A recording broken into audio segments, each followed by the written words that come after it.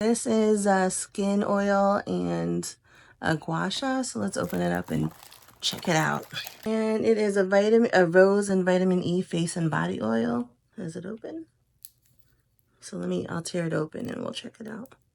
I have makeup on, so I probably won't gua sha right now, but I'll put a little bit on my hand for you guys to see. And let's smell it. Very little odor. It has a slight odor, like smells almost citrusy. All right, and then, oh, look, it has a flower in it. Can you see the flower? Oh, it has several flowers in it. That's kind of cool. Oil feels really nice on the skin. I would definitely test this out a little bit on your face first before applying it, and then it's supposed to come with a gua sha. Where's the gua sha? Is it at the bottom?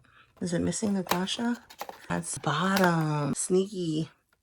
This is cool. This helps supposedly like massage your face. I'm gonna check it out. I don't know how to use it.